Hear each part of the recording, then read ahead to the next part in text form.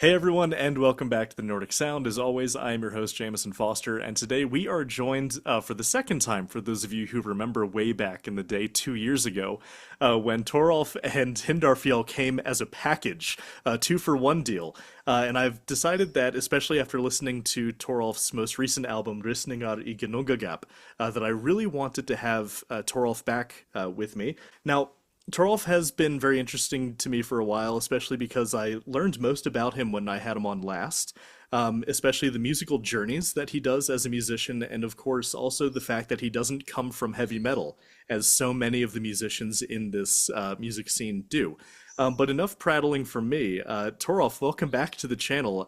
Welcome back. It's great to have you. How are you doing? Thanks for having me again. Yeah, um, I'm doing good. Been busy. Had a great Yule time here Mhm. in Sweden. Got to cut up with some family, and now I'm back making music. Awesome. Yeah, we were just sharing in our celebration of the fact that we've had the week off, so we actually get to do things that we want to do again, or even just keeping up with chores like keeping our homes in order, that sort of thing. Exactly. But yeah, man. So I'm happy to hear that you're back in music. It's always interesting because it feels like just yesterday to me that this album came out. But and to hear that you're already back into it, I'm actually curious. Do you get the typical album hangover that some musicians get, where you'll release an album and then you sort of don't want to touch music for a little bit, or do you just go the whole time? It's a good question. I think it really depends on that album, though. I mean, I only released two albums as Torulf, Hmm. so we'll see maybe after this third one if I do have the hangover. But for I mean, I like to take things slow. I guess that's just in my nature. Hmm. When I released my first album, that was back in 2018, and then I didn't release another album till last year. So I guess the music doesn't really stop, so there's no real Hmm. hangover.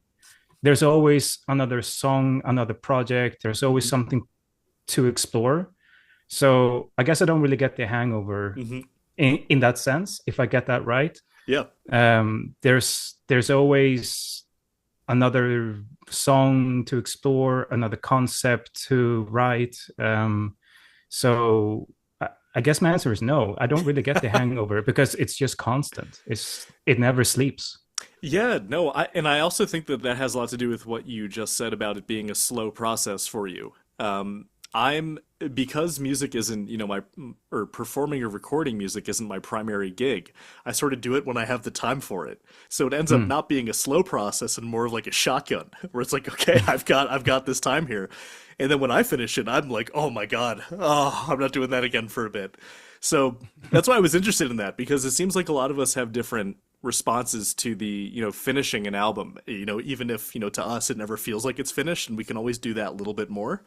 Oh yeah, Yeah, that that never yeah, stops. No, yeah, no. I don't know about you. I have trouble listening to my own music sometimes, just because I can always only hear what I wanted to do more. But Yeah, I've learned that but I'm a little bit of a minority in that camp. Yeah.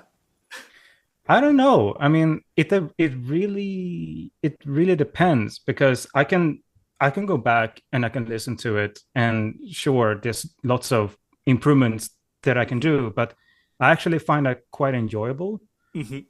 So because I'm always in that constant stage of mind where I just want to explore and to improve things. Hmm. So it doesn't really matter if I listen back to old songs. Actually, sometimes it's a inspiration because maybe something that I did 4 years ago can always come back and I listen to it with new ears, with fresh mind, and maybe then I can actually take some elements from that and then improve on it and then build on Hmm. top of it. So, I mean, sure, sometimes it's very cringy, but if you go past it and then you see it more as a building block to something else, Hmm. maybe like another version from it, then sometimes I find it quite refreshing and inspiring.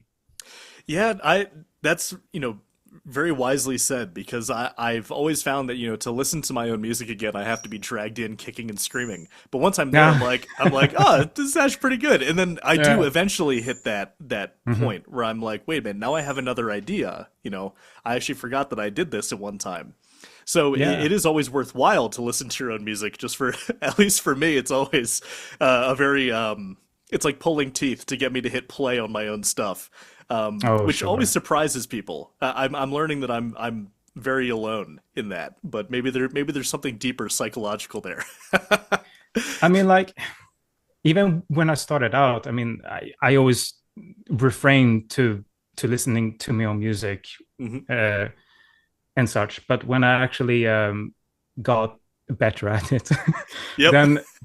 then I could know what to hear for, and I could Hmm. find those little gemstones in the rock, you know. Yeah, yeah, So I guess it just comes with time, I guess, yeah. time and practice.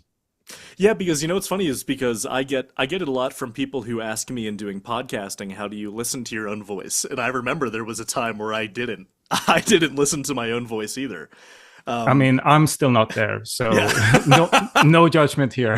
Yeah, so That's then another whole no, but that's another thing. that's Yeah. proving your point actually, is because it was the more that I do this and the more that I have to edit my own videos and all of that, I stop caring Okay. about hearing my own voice. But I remember, to a lot of people, like, that's one of the worst things you can do is listen to your own voice. I Oh, agree. yep. All right, yeah, yeah. So no, that was great. I'm glad we got into that, because I was curious about that before we get into talk having a more typical conversation that we do here on the Nordic Sound, because a lot of people love to hear about where their musicians come from musically. Um, and so I guess with that said, especially for this style of music, which we do talk about a lot, not exactly being the style of music that people get into like when they're kids. There's usually a evolutionary or some sort of transformative moment where this style of music sort of clicks with us.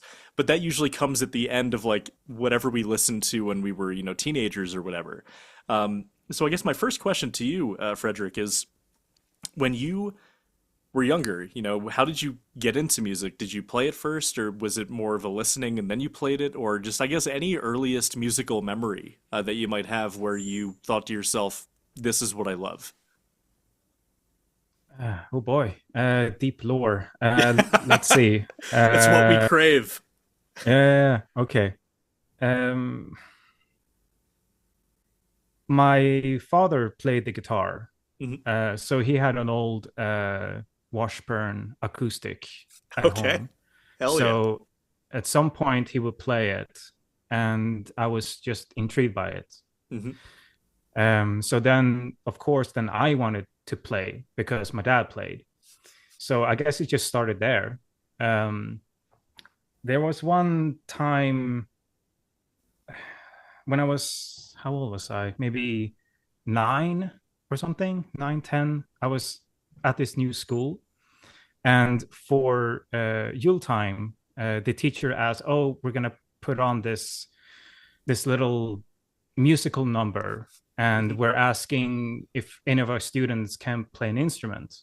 And then I was the first one to raise my hand and say, "I can play guitar. I can learn these songs." And then I went back home and I told my parents about it, and they were like, "But you can't play guitar. What are you doing?" And so I had my dad teach me the songs, and I think that was my first concert. Uh, just, I guess, just having the confidence or the ignorance or the naivete of thinking I can do this. Um, But I think that speaks beautifully to just how like deep down there was something in you that just needed to be a musician. Like yeah, I think volunteering so to play too. guitar at a thing, even when you didn't play guitar, like that tells me that deep down you were like, yes, I do this. This is what I do. Yeah, for sure. And how did it And go? I think it went well. I mean, I don't really remember that much, Yeah, of but course. but I heard it was good. Yeah. As much as you can expect from like ninth graders or something, um, or 9 year olds. I mean, Yeah, yeah. but then afterwards, I started to take lessons, Hmm. at the school, and then later on I went to school specifically for guitar players. Okay.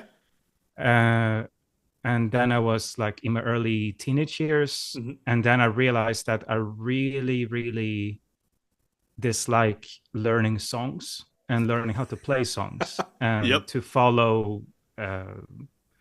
follow the tabs and follow the chord structure, and Hmm. it didn't really speak to me. So I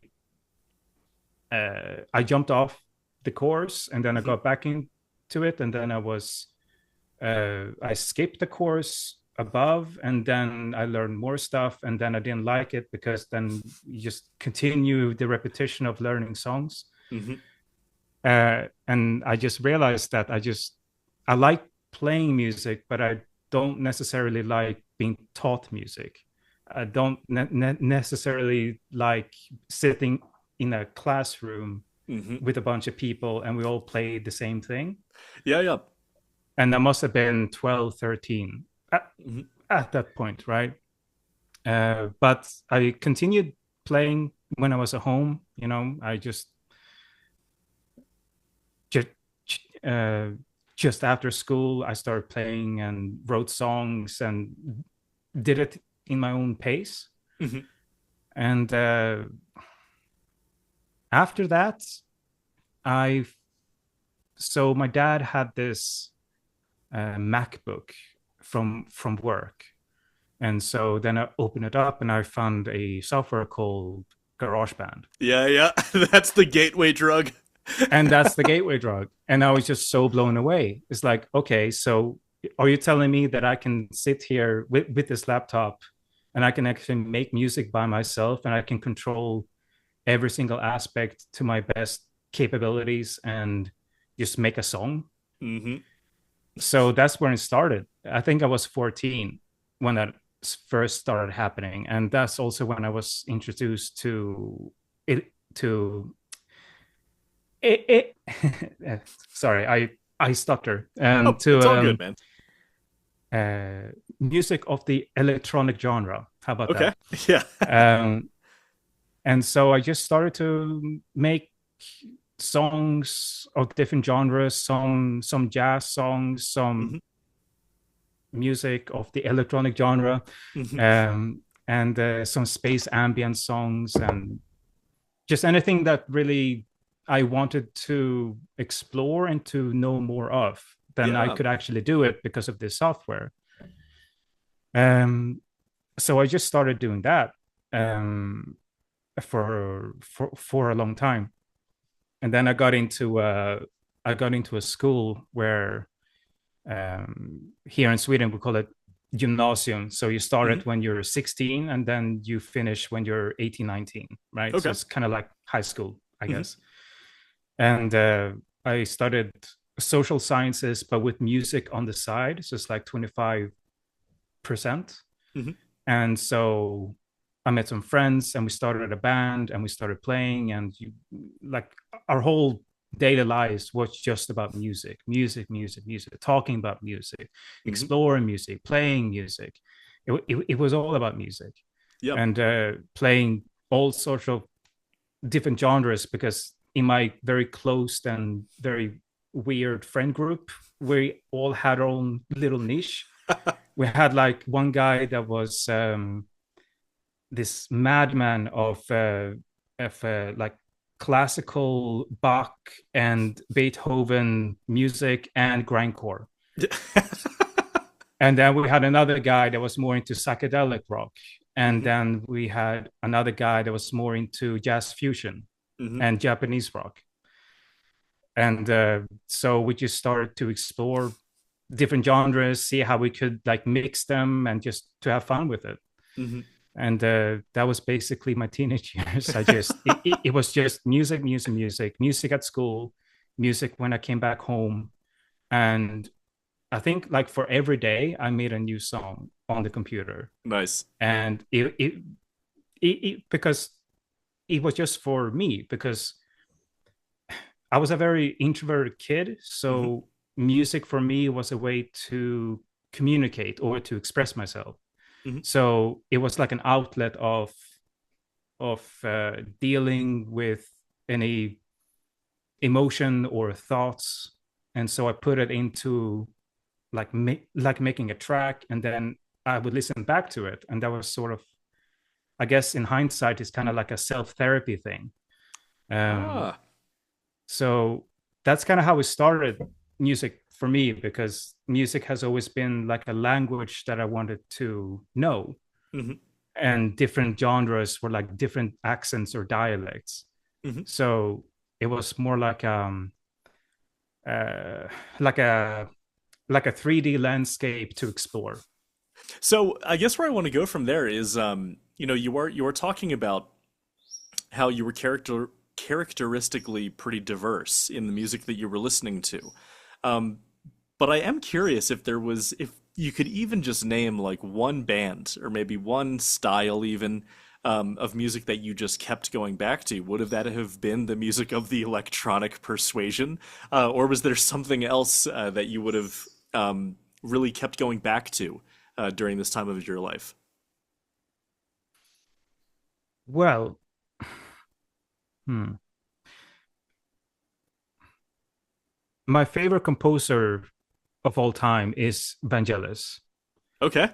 So I think that's the best answer that I can come up with right now, because that's that's that's someone that I always come back to, Hmm. and his music always speaks to some part of me, Hmm. and have always been like from when did I first introduced to Vangelis? That must have been Blade Runner, I think. Yeah. Uh, and then just I don't know how old I was, but Hmm. like, but since then, like his music has always been a part of my life, Okay. and I think I think that's the best answer that I can come up with. That is the most consistent, Yeah, because yeah. I I may or to some people, I might sound like a person that listened to a lot of music, but that has actually changed a lot during these last 10 years or so. Hmm. I've actually consistently listened to less and less music as more music as I make or Hmm. take seriously in making. I think it has to do something with being in a bubble, Yeah, yeah. and I want as less uh, different influences coming into my sphere when I'm just really want to be focused, you know? Yeah, yeah. No, I completely get that. We were something that's came out like a few weeks ago that more music released on one day in 2024 than in like the entire year of 1976. And like we're at that point in our lives, or in not our lives, or like at that point in just like the music industry where it is the most overwhelming it has ever been to actually be someone who loves listening to new music. And Right. even just focusing on the Nordic stuff, I get overwhelmed constantly with just like all of the I stuff that's bet you do. just coming out of like this very niche, corner of the world. And I'm like, imagine if you're someone who just is all consuming and you just want all of it. It's Yeah, intimidating. yeah, yeah. Yeah. And I can I mean, like, understand how that would benefit you as a creative to sort of not calling all of the new music white noise, right? Or no, no, no, no. static, but it No. it can start to feel like that when there's just so much of it coming out. Yeah, I think it's also might be a personality thing, Hmm. because I do this with films too. I really want to set aside a time and place to actually appreciate it. Hmm. So with films or with albums, I just really want to respect it as much as I can and not listen to it uh, in more of a casual way. But I Hmm. want to set aside like a time and place. Okay, now's the time. I'm gonna listen to it through and through, from Hmm. back to end. Um, and I do that same thing with films. So Yeah. I guess that's just something that I do now. Yeah, as much as I can to do it that same way, right? That's actually why I prefer CDs and vinyl is because it, Mm, it forces me to do that. mm. It's especially, if I leave my phone in another room or a laptop in the other room, and it's just me and the CD player. I do try, but then at the same time, like, it's hard not to, if I'm driving somewhere and it's 30 minutes away, it's hard to not just put on that album I've been wanting to listen to, but haven't had the time for. Oh Um, yeah. there's a lot of balancing of like wanting to have that intentional relationship with something that you want to enjoy while also like again getting overwhelmed. It's interesting that you're also taking that approach to the point where like you just won't listen to as much music because of how not exclusive but how committed you are to that intentional relationship with the music you listen to. Yeah. Awesome. So at what point did you become Torulf? You mentioned that you do have a story to go with it. Oh So yeah. I'm really fascinated to hear how you get from this. Not that you're not an eclectic listener anymore, but you know you go from having this massive constellation of things you listen to becoming this artist with a very defined, not confining, but a very defined personality and style. I would love to hear at what point sort of Torolf came to be. It's let's see. The the Torulf like artist started happening when I was at uni. And Hmm. I went to uni in the middle of Sweden, studying sound and music production. So I one of my like most transformative moments of my musical life was when my teacher started a lecture by playing this wooden instrument, and it was a drony sound, and we were all sitting there, and it was just it took me aback Hmm. basically. And afterwards he explained to us that this is called a hurdy-gurdy. And I was like, I never heard that before in my entire life, but it sounds incredible. Like, Yep. and then he started to say that in the late 80s and in the 90s, he was part of this band called Hienningarna, which some of your listeners or you might know, right? Yeah, yeah. So I had no idea who they were back then, Mhm. because back then my musical approach was kind of representative where I was mentally. So I made a lot of futuristic music, which was called like future beats or future Mhm. soul or space ambient music. I was very Mhm. into that. But hearing him play the hurdy-gurdy just like this, it really it changed something in a way that rooted me, and it kind of like brought me back to earth. And um and then I asked him, "What is this Hedningarna? I mean, what do you do?"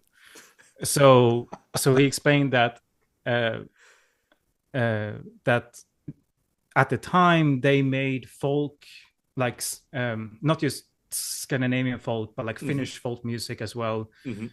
But doing folk music in a at the time like modern way, with Yeah, yeah. looping, with pedals, with delay, with distortion, and that just blew my mind. That blew my mind because folk music to me then was all like polska and dancing, and it sounded You a wear little the bit costume, corny.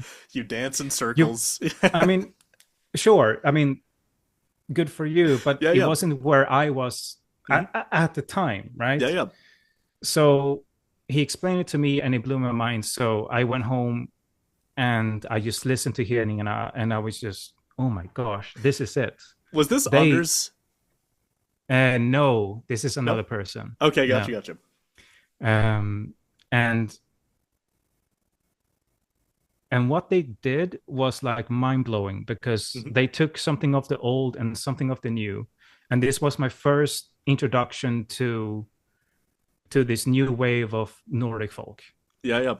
Um, and it was a very like intimate and powerful experience. Mhm. So once I had that experience, I just couldn't go back, because Yeah. then in my mind I have to explore this.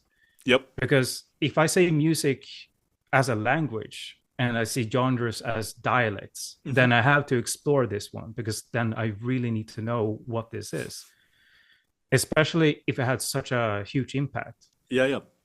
So then I started like experimenting. I started to do some messy songs, something that sounded horrid and something that sounded like trash, but at least I did it. And at Hmm. least I wanted to know more. Hmm. And then I think that lecture was in 2015. And that's when I Okay. started to make it, like make songs in Hmm. this kind of genre, but in my own way. Um, and then I think I called myself Torulf at the end of 2015. But that was the start of like being introduced to what could be possible with Nordic folk Hmm. in a way that really spoke to me because they were incorporating modern themes and elements just the way that I feel like I want to do too. Hmm. So that really clicked. The name Turuf, though, is slightly a different story. Okay.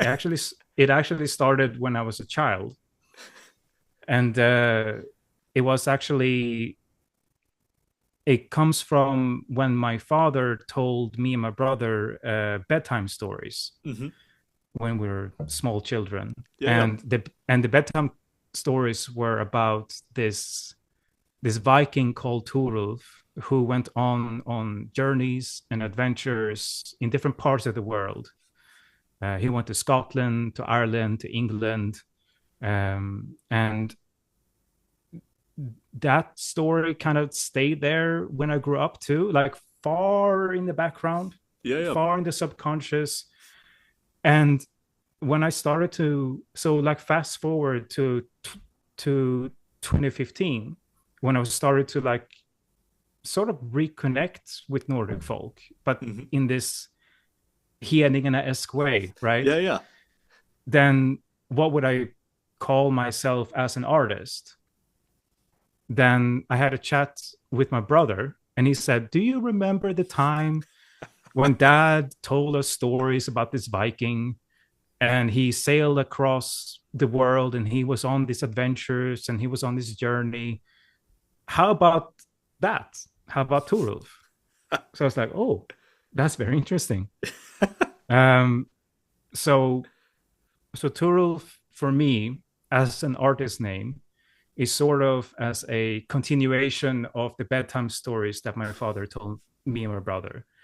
And since my albums are like a narrative structure, it's concept albums. I make them as a story that you go into from start to end. Then I would feel like I'm sort of continuing the Turul story, but from my perspective, from my life, basically. That is so beautiful, man. As you were telling the story, I do remember that you sort of gave a teaser of it last time we talked, but I'm glad that we now have a chance to sort of, give it the most attention, right? Because I think there is something really beautiful to that in that, the name itself is continuing a tradition that was passed down from, your father, right? And, what could be more in the spirit of, folk culture and tradition than that? Mm. To take the stories that you were told and then keep telling them, but in your own way and from your own different perspective. Um, yeah, I think that's a beautiful way to sort of honor, your place in like this thread of like passed down things. Mm. Because then who knows, where people will take it after, after you pass it on, you know what I mean? Yeah. And also because I definitely see that too, not just in the fact that your iconography you use tends to be of the boats and the Tottenham petroglyphs, Yeah. Yeah. but just your focus that you give to journeys and adventures, that definitely comes through the music. And so I guess that would be, well, before we transition into talking about the new album, um, is between Hiedningarna and the stories about Torulf. Is there anywhere else that a general interest in ancient history comes from for you, or are those pretty much is that pretty much it? No, like music and history. My experiences with them are quite separate. Okay. Like again, it goes back to my father because he has always been interested in history, and he's a bit of a like history buff. Hmm. So growing up, when we went to travel, we went always to see historical places, and he would always talk about them and talk about the story behind it, and so it's always been there when I grew up. Hmm. I've always been fascinated by history, by ancient history. So it's just always been there. Hmm. I just have I think, a natural um, fascination with history and what was once was.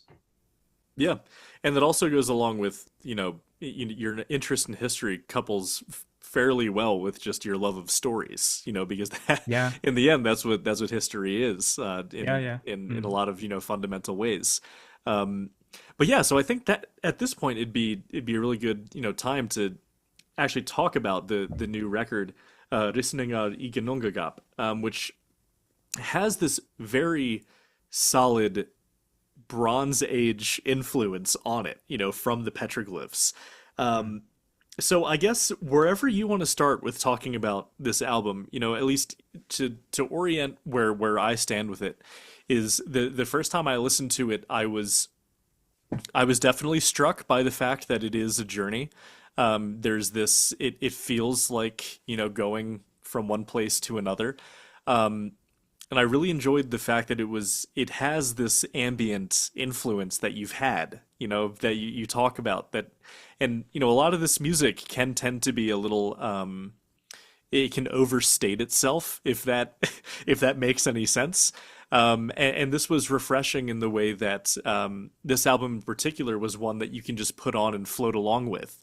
It was a whole different and welcomed new experience in that way.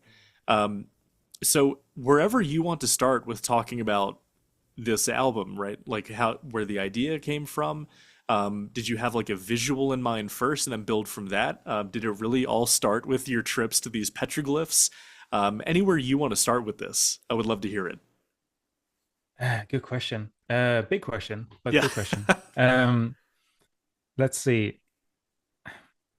Let me just start off by maybe giving a little bit of background as how I make albums, because I Okay. think this will fit into your Hmm. question. Um, the way that I make albums is that I am inspired by real life events that I've had. And so what I do is that I take these experiences from my own life, and then I'm transmuting, or I'm translating something from this vision of the Torulf saga. Hmm. So I want to I want it all. I guess it all goes back to me, my relationship with music, about me expressing myself and me going through things and me dealing with things. Hmm. And so Ristningar i Ginnungagap is very much like that. It was based on a real experience, and then I made an album of it, not necessarily literal experience translated into the album as you Hmm. hear it now, but through the lens of artistic license or artistic perspective. Hmm. Um, so so that's the origin of the album. It's a real experience, and then I wanted to tell it in a way that made sense for me from my own creative uh, inspirations and Hmm. source, you know. Um, so so I guess, does that help answer the Yeah, question? yeah, definitely. So it's essentially like a musical retelling of an experience that you had, that was Yeah. very inspiring. Do you want to share what that Yes. experience was, or is that on the more private side of things? Um, Let me. Well, it's semi-private, okay. but I can tell you that the chapters of Rik is what I've experienced, and then what's actually in the songs themselves, I take liberty in order to retell Hmm. what happens in those chapters. Okay. Um, when I make music, or I write down these chapters like they were a book or a Hmm. novel, and then I write a little description of what happens in this song in this chapter, and that's where I get a bit more creative with how I'm retelling it. Hmm. But the chapters themselves are very important, that they happen in the order and in the manner which I had these experiences. Okay. Mm. Yeah, I mean that we were talking about making the time to listen to albums front to back, and this is one of the albums that I did make the time for listening to front to back, and you can definitely tell that it has that broader design to it, where things are very intentionally placed, where one track flows into the next, and it really does tell a story. Whenever I do say that an album tells a story, what I mean is that when I'm listening to it, I feel like these tracks were put in this order on purpose because they can't go in any different order, or else the story Yeah. doesn't work. You can't just rearrange the chapters in The Hobbit and tell the same story. Oh, that'd be So heresy. yeah, No, it no, would. no, It'd be no. heresy, right? And so Oh, so no, no, I, no. I definitely got that same impression from listening to this record. And so do you want to say more about the Bronze Age influences? Because especially considering that you're with Grimfrost, and you also have this a broader following of people who are very into the Viking stuff. The Bronze Age is a unique approach because it's before Vikings, right? Yeah, yeah, yeah. And so there has to be, you know, it, what is the idea? Is it just cool to you? Because I share that. It's not a secret. I love the Bronze Age stuff, the petroglyphs, and all the iconography and everything like that. Mm, There's a mystique to it just because it's more shrouded in history, and that lends, at least to me, a little bit more magic to it. yeah. But I would love to hear how, given the fact that you have a Viking name, with Torulf, and you're in this scene that is very much in a lot of ways defined by an attachment to Viking stories, Viking symbols, and all of that. Um, what I'm getting at is it had to have been, a pretty big decision to do something that's more Bronze Age influenced instead, with all of this in mind. So I'd love to hear where the Bronze Age interest comes in, especially when it comes to telling this particular story. Well, it's a personal thing. I Hmm. mean, the place where the bedtime stories of Turtles were told was in Bohuslän. Okay.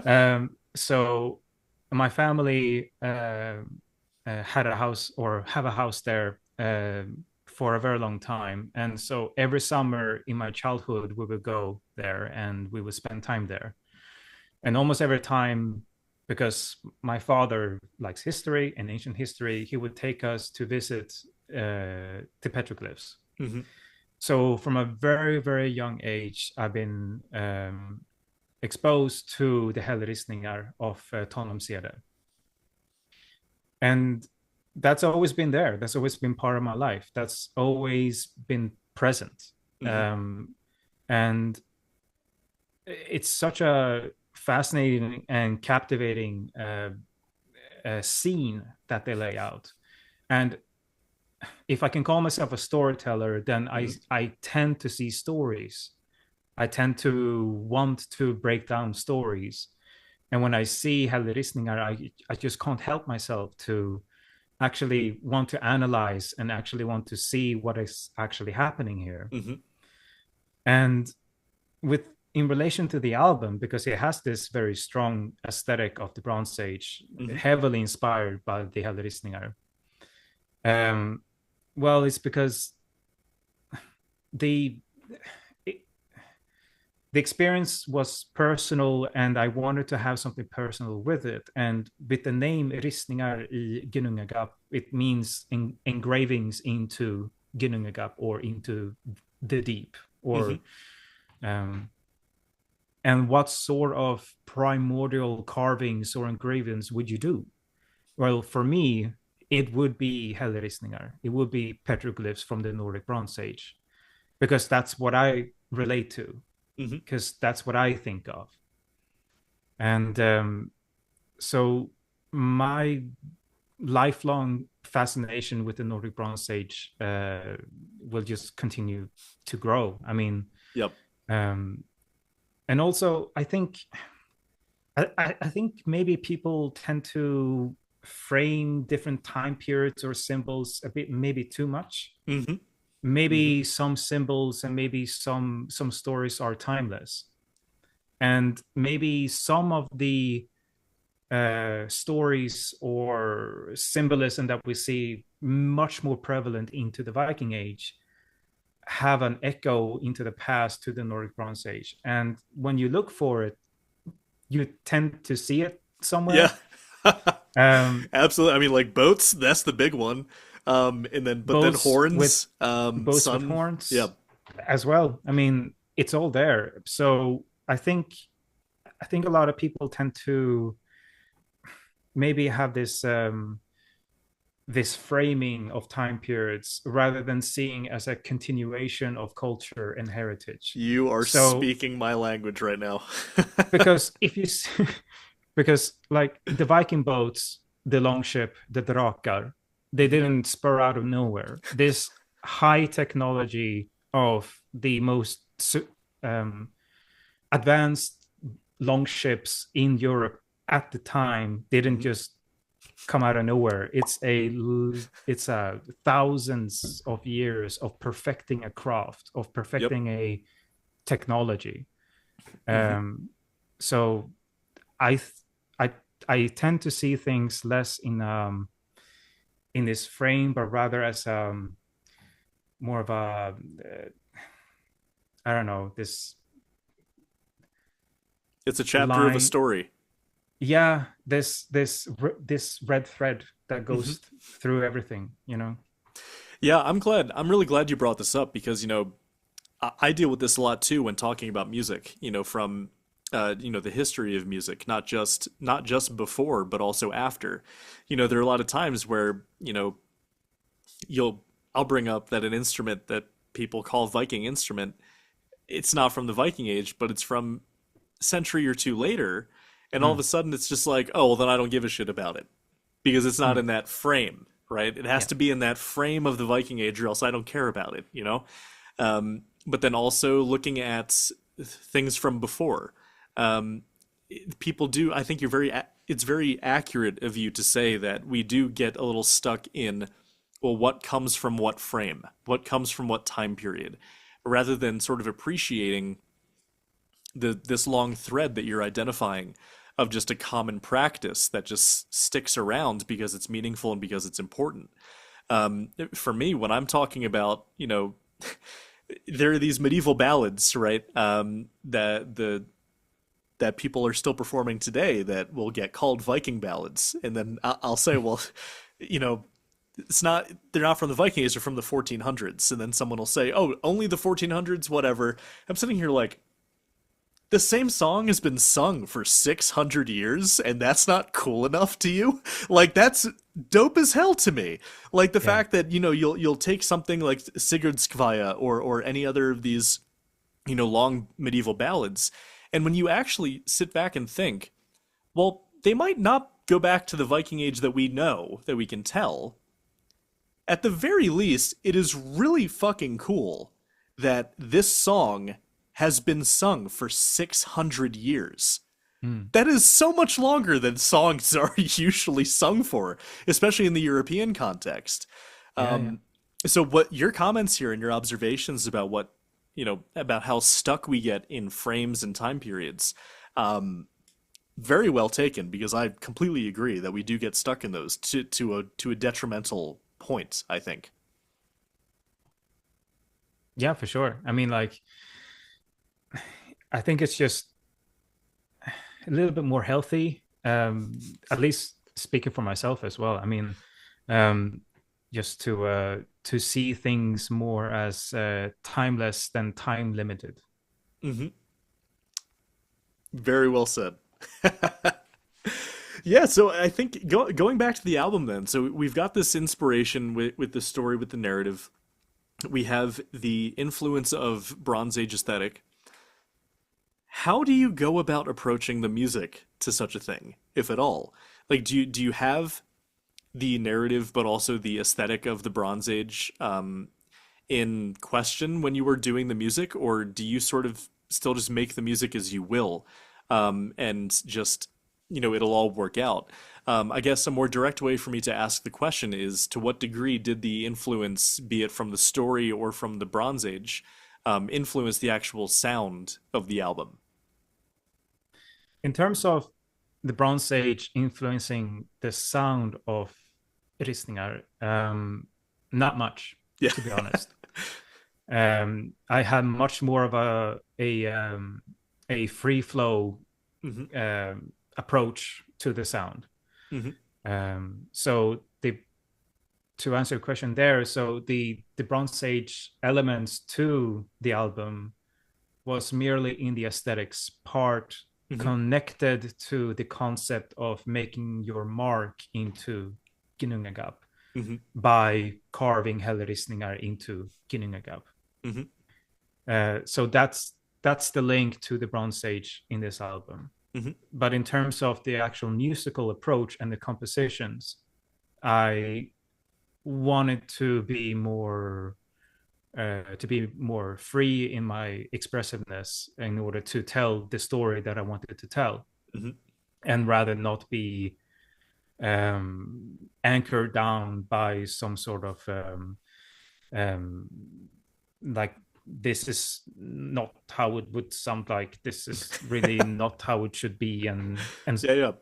and stuff like that. So I just wanted to have this open and free expression of how I want to tell my story Hmm. and how I want to write this album in order for it to make sense in accordance to my own experiences. Hmm. Um, It's interesting because I actually would have thought that there's a very minimalist approach to this album, which I really appreciated when listening to it. If I can really boil down the album to three sounds, to me, it's the toggle harpa, the drums, and the reverb. And that's not a no, yeah. bad thing. To me, that's a Yeah. beautiful thing. Like that No, I can sure. actually listen to this album and I have these three sounds in my head that just make me think that's that album. Um, it's hard for me, at least as a listener, as someone interpreting what you're making, to not connect that sort of minimalism to petroglyphs, at least to me. Hmm. Like, Hmm. when that's why, at least to me, the album sounds like a petroglyph. It's because the reverb creates the space, the echo, of time. And then other than that, like just drums and toggle harpa, like to me, both of them, and then of course the chanting.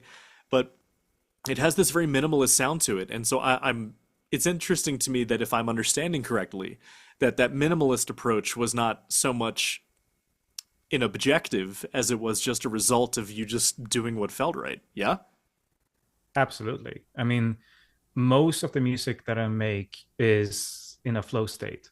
Hmm. So I do what makes sense in the moment, and I tend to just to build on top of layers and layers and layers to find what's going on, to find Hmm. what's is right, what's wrong, and then I can meddle. I can take out some things, I can add some things, but in the end, it's like I have this I have this document where all the chapters are, and then I just try to fill in that story with building it from the ground up, and it's always from the ground up. I always just start with a blank project Hmm. and just see where it takes me, and if it doesn't work, then I can save some stuff and I can add it to another version of that same project, and so on. Hmm.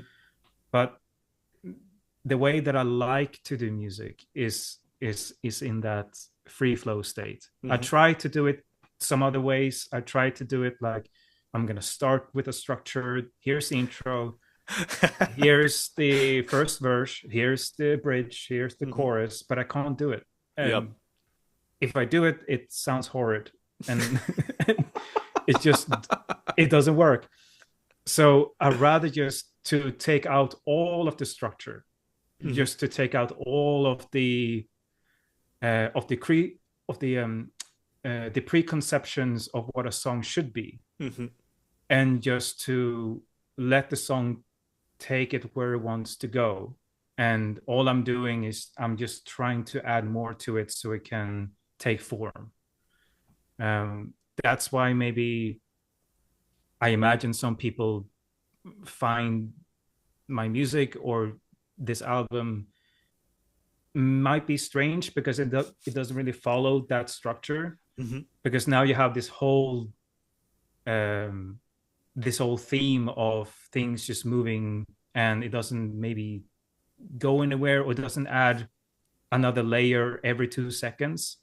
But that's the kind of music that I want to listen Yep. to. I want to be embraced and um, be involved into a soundscape, into a world, into somewhere that I can just be. Hmm. And I want to at least try to manage to create that. And that's how I make music. As just, yeah. And that comes through loud and clear to me. I mean, it does. It creates a space, not so much a having to check off the checklist. Yeah, you're right. Just listen to the verse. Now we're at the chorus. Now we're at the verse again. Oh, look, a bridge. Now we're at the chorus. And instead, it is just a state of being, right? That's why I use the term float. Like when I listen to Mm. it, it is sort of like just floating along, with no destination in mind, but just sort of like enjoying the journey for what it is. Mm-hmm. And that is what stuck with me about this record in particular. Is I do love it when, in a very impressionistic sense, and a work of art or music, what have you, creates a place that you can just be in rather than have to like go through. And that's what I really like about this approach to music is we don't have enough places where we're allowed to just be in without expectation of leaving. Instead, just Right. stay around as long as you want. Yeah, yeah. It's a worthwhile experience. So is there anything else about the album that you want to cover before I want to move into talking about maybe you know if you want to think about it as a post-mortem, like what would you like to do, what did you learn from making this album that you'll take with you, or is there anything that you learned you don't want to do again, or or anything, what were your main takeaways from making this album, be they lessons learned of not to do or lessons learned to do again. I'm sure I and the musicians listening would love to hear sort of as a part of that post album experience. Sure. Hmm. Let's just put it into, or I need to put it into perspective. Hmm. My first album, Vesterled, I made in 3 weeks. Nice. So that was 3 weeks of making the songs from scratch, and then 1 week more to do the artwork, Hmm. um, and do the final mastering. And that's how I used to make music all the time. Yeah. Like I said, I used to make like one song per day. I was very, very fast. I just could not stop myself with another song, another Hmm. song, another song. And that was the same thing with Vesterled. And that Hmm. was my first album too. So that was a whole new experience. Yet I kind of made it in the same mindset that I had when I was a teenager. You Hmm. know, I just need to make these songs as fast as possible and they sound good in the moment. So I just need to release it. Right. Yep. So fast forward to Ristningar, I started making the first tracks for it in early 2020, maybe late 2019, something like this. And it was a very slow process. The story or the subject matter was much more heavier and much Hmm. more personal. So then then we got stuck in Sweden because of flights being canceled all Yeah. the Yep. time. So I left my laptop back home in Glasgow, and I couldn't work on my album for another 6 months. Yep.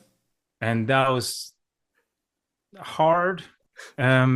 So when I got back to my laptop and I could continue the work on the album, now it's already been the longest project that I ever worked on. Not by choice, but Yeah, yeah. it just so happened.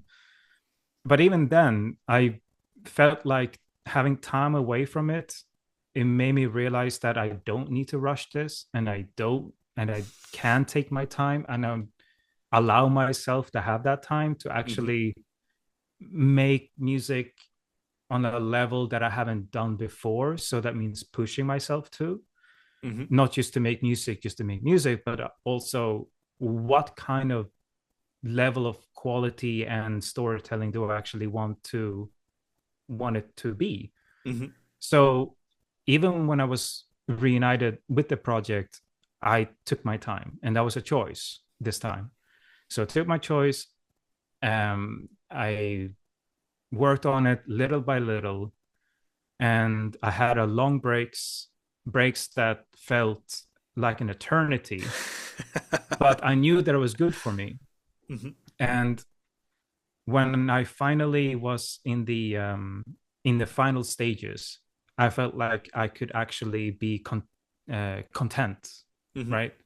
Because then I felt like I actually had all the time that I'd chosen for myself to actually make this one, and that was a complete first Hmm. in my entire experience of music making. Um, and so, I guess I guess if anyone wants advice, just allow yourself to make that time and Hmm. don't rush these things, especially if something that you really care about.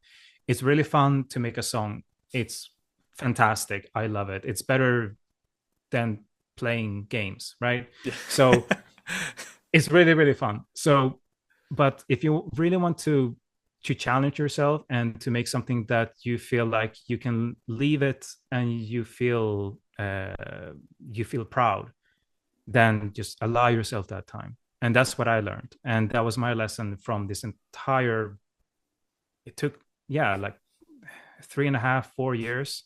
Hmm. It's a long time. Um, Yeah.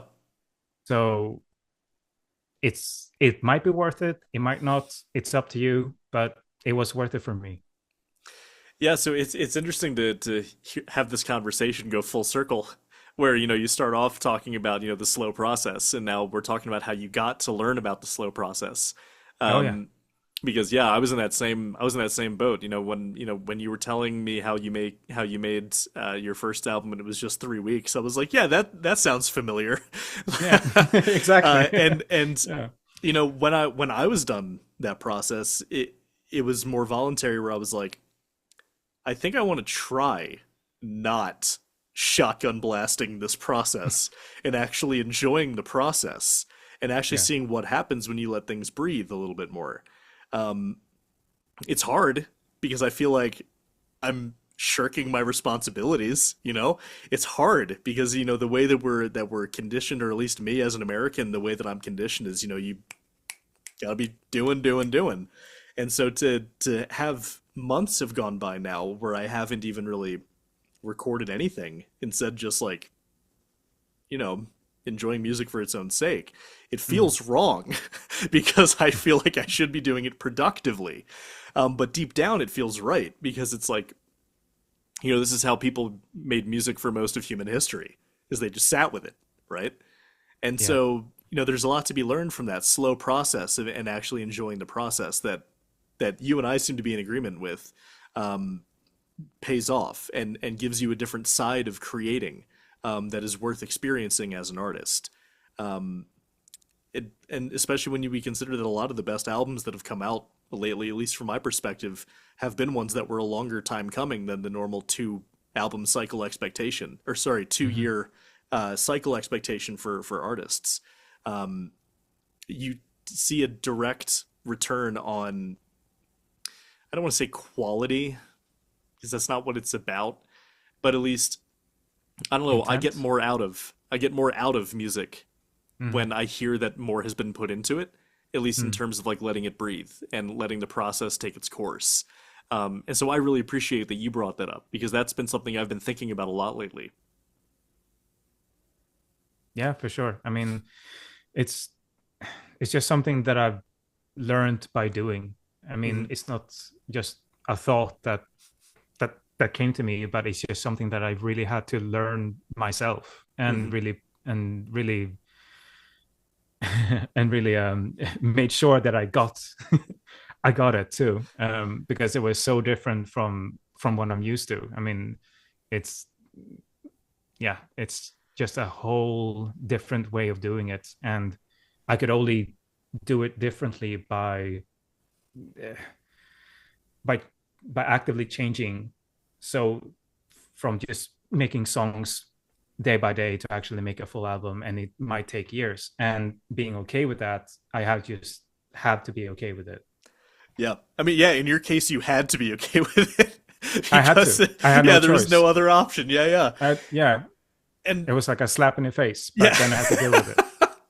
And I like that this is actually tying in really well with the conversation I had with Lassie Logren on the last interview, where we were talking about his approach to making a solo album of just Yohiko, and how it is meant to sort of like test people to the ability to listen to just one instrument for a whole album.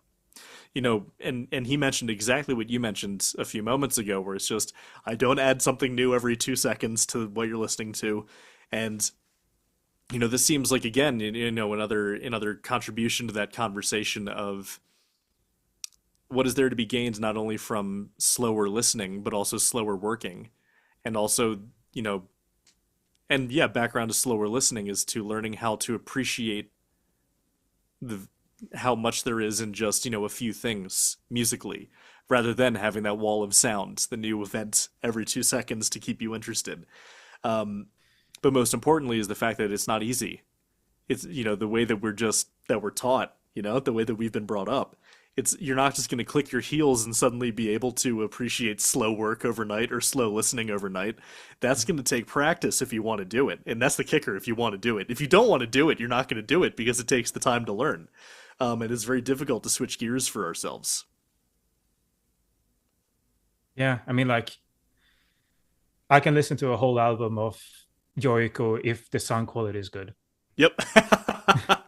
That's Yeah. only that's only my I mean, if they play good for sure, but I kind of just expect that. But if the sound quality is good, then I can listen to a whole hour of that Yep. and I can just be there, and they don't have to add extra stuff, Yep. just let the instrument be, and you can just relax and just Yeah. be there with it. Absolutely, because that also feeds in back into your idea of just letting, yeah, exactly what you just said, letting it be. It's not so much about a destination; it's about a journey, and that seems to Yeah. be the recurring theme here. So, Hmm. Frederick, it's been awesome having you back. It's been awesome talking to you about the background behind this album that I've been thoroughly enjoying since it came out.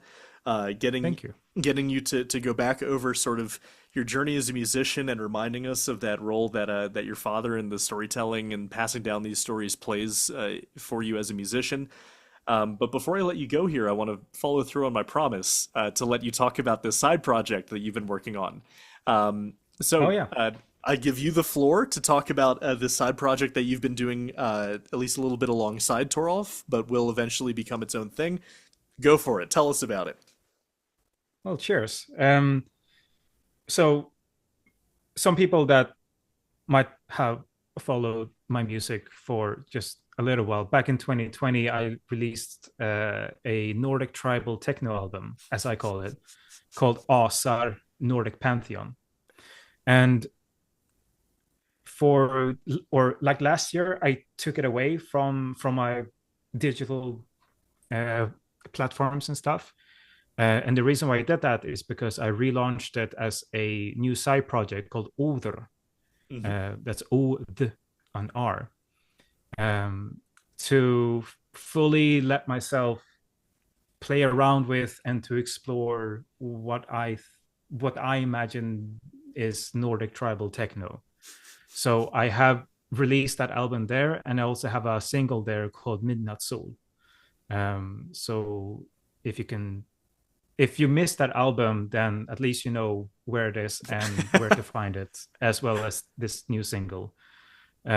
So if you're interested, like me, in techno music, and to dance away all your spirit and soul and your mind and your emotions, and just to let go, then Nordic tribal techno might speak to you.